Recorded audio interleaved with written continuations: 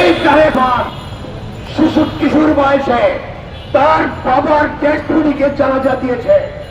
এই তারেক রহমান এই উপমহাদেশে তার বাবার মৃত্যুতে যে জানাজা হয়েছিল, লক্ষ লক্ষ মানুষের কান্নার অশ্রু বেঁচে তারেক রহমান। এই তারেক রহমান তার মাকে দেখেছে। বাংলাদেশের এমন কোন জায়গা নেই যেখানে নির্বাচনে দাঁড়িয়ে তার মাকে জনগণ প্রত্যাখ্যান করেছে। এই তারেক রহমান সে দেখেছে বাংলাদেশের জনগণ 3 বার তার মাকে দেশের প্রধানমন্ত্রিত্ব দিয়েছে। আজকে যারা তারেক রহমান সম্পর্কে আপত্তিকর কমেন্ট করেন তার কারণ আমরা জানি।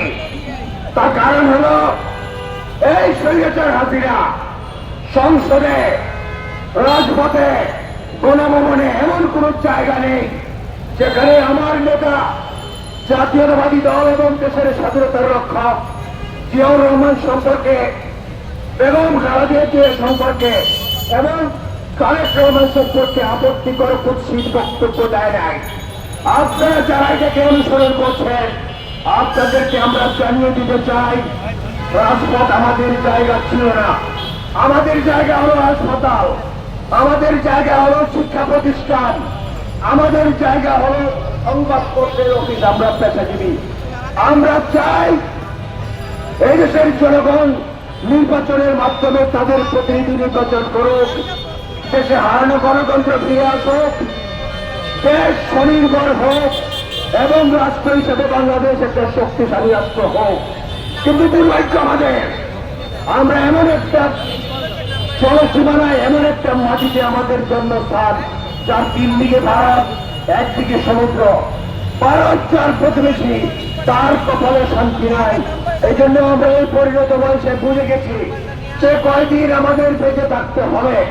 আল্লাহ যে কয়দিন আমাদের হায়াত রেখেছেন, আমাদেরকে এই দেশের স্বাধীনতা, সার্বভৌমত্ব এবং জাতীয়তাবাদী শক্তির বিরুদ্ধে চক্রান্তের সংগ্রাম করে যেতে হবে।